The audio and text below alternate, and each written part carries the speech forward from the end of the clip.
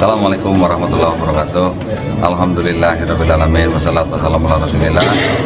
Buat para pemirsa channel IDN Project Official, ikuti terus ya channel IDN Project Official. Mudah-mudahan channel ini bisa berkembang dan memberikan manfaat buat para pemirsa.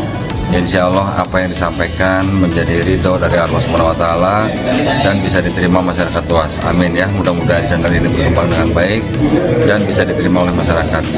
Baik, terima kasih banyak atas perhatiannya. Ikuti terus IDN Project Official Channel. Wabillahi taufiq wal hidayah. Assalamualaikum warahmatullahi wabarakatuh.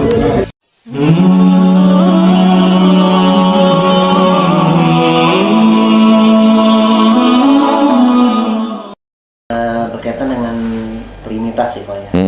Jadi kan mereka mengatakan Trinitas itu seperti badan, jiwa dan ruh. Tapi dalam satu kesatuan gitu ya. Sementara saya pernah baca dialog kristologi yang kayak Haji Bahaluddin dengan dialog ketuhanan Yesus dengan Antonius ya. Iya. Antonius Widuri kalau salah. Di mana pada saat itu Antonius Widuri itu menggunakan analogi rokok. Rokok itu kan ada filternya, ada tembakaunya, ada abunya. Tapi begitu dibalikin sama Kiai Haji Bahaluddin itu, filter itu rokok bukan? Nah, tembakau itu rokok bukan? Abu itu rokok bukan? Dengan atas dasar logika sederhana itulah akhirnya Antonius Widuri masuk Islam. Jadi sebenarnya memahami Trinitas itu kan kalau dalam Islam itu kalau ngejelimet ya, gitu ya saya. Gini Pak, Trinitas itu kan sebuah paham yang tidak timbul begitu saja. Bukan paham yang timbul dalam waktu sehari dua hari. Ini timbulnya ratusan tahun gitu Pak. Sebelum ada yang namanya konsep Trinitas, ratusan tahun sebelumnya orang sudah mulai memikirkan bagaimana mendefinisikan sifat Tuhan gitu. Macam-macam kan. Kalau di kalangan mereka sendiri ada yang pertama kali timbul ajaran doketisme. Mereka bilang Yesus itu adalah wujud Tuhan di bumi katanya. Kalah, kelompok lain timbul, ada yang namanya kelompok separatisme. Separatisme bilang Yesus sebelum dibaptis belum Tuhan, setelah dibaptis baru dia itu Tuhan. Dan ketika dia disalib yang diangkat Kristusnya bukan Yesusnya. Ini kelompok separatisme. Kalah lagi sama kelompok modalisme. Kelompok modalisme bilang mereka istilahnya menggunakan istilah peran gitulah. Pak Nandi di kantor sebagai direktur misalnya, di rumah sebagai suami, di lingkungan sebagai RT, peran gitu, mode gitulah.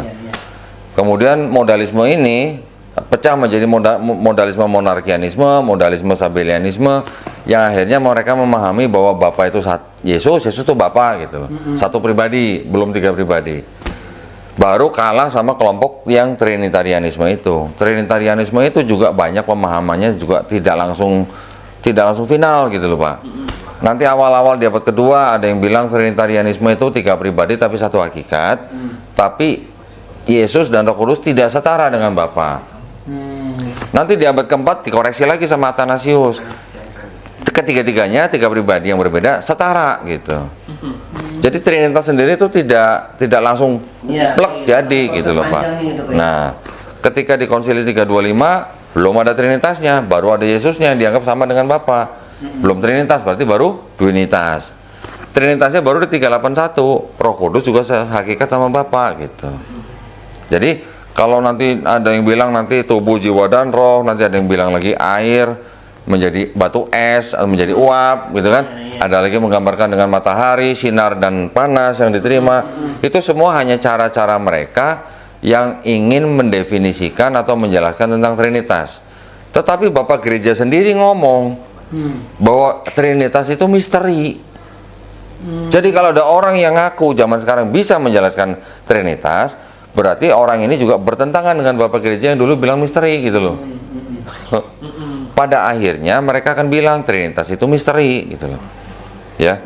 Karena mereka berani bilang itu misteri, pertanyaannya sebelum ada Kristen yang menganggap Trinitas itu misteri, sebelum ada Kristen ada nggak agama-agama lain yang juga disebut agama misteri gitu? Banyak ternyata. Agama-agama yang sudah juga menyembah triad, tiga tapi satu, satu tapi tiga, itu juga disebut sebagai agama-agama misteri. Jadi Kristen ini sebenarnya juga adalah disebut apa? Penerus agama misteri gitu.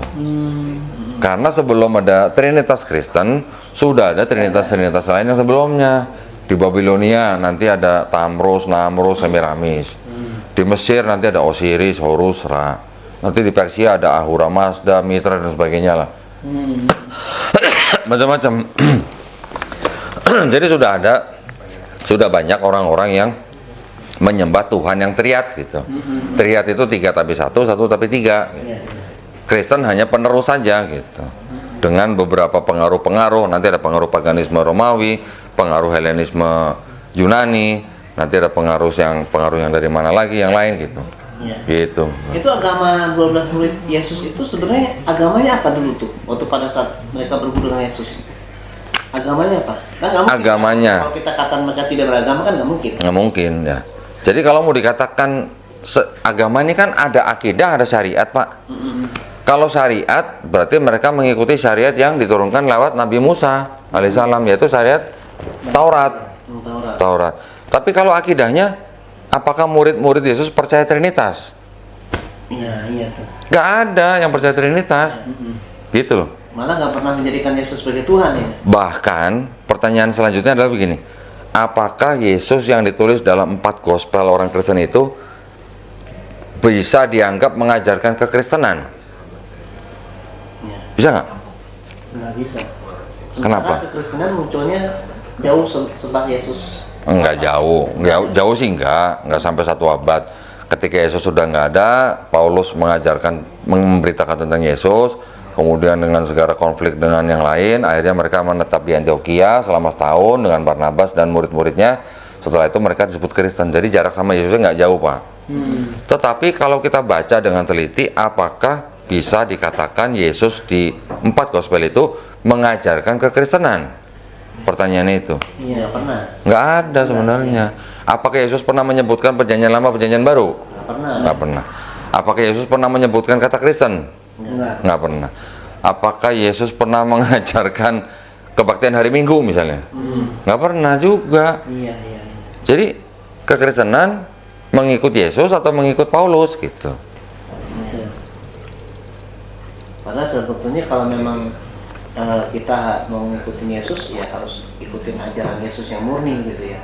Artinya Yesus kalau kita kan teladan kita Nabi Muhammad, Nabi Muhammad ngomong A ya kita ikut A, kalau ada yang menyelisihi ya kita tetap ikut patokannya Nabi Muhammad. Kan bedanya gini, Pak. Kalau di Kristen percaya mereka lahir sudah bawa dosa waris. Nah, ini ajaran siapa nih? Ajaran Paulus atau ajaran Yesus gitu. Ya. Yesus bilang, kalau lu nggak bertobat dan menjadi seperti anak kecil ini, lu nggak bakal masuk kerajaan Allah atau kerajaan sorga. Anak kecil, kalau Yesus bilang dan menjadi seperti anak kecil ini, yang bisa masuk kerajaan surga seperti anak kecil, berarti anak kecil ini punya dosa waris nggak? Berarti enggak dong. Kalimatnya kan begini, kalau kamu nggak bertobat dan menjadi seperti anak kecil ini, kamu tidak akan masuk kerajaan surga. Berarti seperti anak kecil, berarti anak kecil yang polos kan? Tidak ada dosa. Tapi ketika Paulus ngomong, karena Adam dan Hawa sudah berbuat dosa, maka dosa itu menjalar kepada setiap anak manusia yang lahir. Jadi setiap manusia yang lahir sudah bawa dosa waris. Manusia yang berdosa ini tidak bisa selamat kalau tidak ditolong dengan turunnya Tuhan sendiri menjadi manusia yang menebus dosa manusia. Kan nggak sama ajarannya sebenarnya gitu loh. Itu ucapan Paulus yang tadi barusan yang kau sudah dijelasin, itu dia dapat ilham dari mana sih sebetulnya? Kalau dia pengikut Yesus kan dia dari ucapan Yesus kemudian dia dapat ilham, dia jadi keluarlah ucapan seperti itu, keyakinan seperti itu. Tapi kok justru jauh menyelisih ucapan Yesus. Oke, kalau ditanya dapat ilham dari mana, saya nggak bisa jawab secara pastinya, Pak. Tapi kalau ditelaah siapa Paulus? Paulus yang tadinya bernama Saulus, dia punya bapak orang Yahudi, dia punya ibu orang Yunani. Blasteran nih, Pak. Ya, bukan Yahudi murni, bukan Yunani murni. Kalau anak kecil dari kecil lahir gede sama ibu, biasanya lebih dekat kemana kalau begitu? Ke ibu. Ibunya Yunani nih. Ibunya Yunani pasti dia Yunani. Berarti kan pagan. Ya, percaya dewa-dewa. Walaupun bapaknya Paulus ini orang Yahudi, suku Benyamin, walaupun katanya Paulus ini belajar sama Gamaliel, Tapi gimana ya? Pada masa itu kan memang masa di mana orang Israel itu hidup di bawah penjajah yang pagan gitu. Jadi kan ya orang di masyarakat itu orang-orang yang masih kental dengan ajaran pagan atau Helenisme yang dari Yunani. Indikasinya di mana? Indikasinya ketika Barnabas dan Paulus menyembuhkan orang lumpuh di pinggir kolam, orang-orang yang melihat menyebut Barnabas sebagai Zeus, menyebut Paulus sebagai Hermes. Dewa. Ini kan nama-nama dewa. Orang-orang yang sudah biasa dengan dewa Zeus, dengan dewa Hermes, ketika mereka melihat Paulus dan Barnabas menyembuhkan orang, mereka langsung sebut, oh Barnabas itu Zeus, Paulus itu Hermes gitu katanya. Berarti kan masyarakat kan masih kental dengan kepercayaan seperti itu. Makanya kalau Bapak nanya dari mana konsep dosa waris itu, ya kemungkinan besar memang ada pengaruh dari itu, dari paganisme, Helenisme gitu Pak. Itu.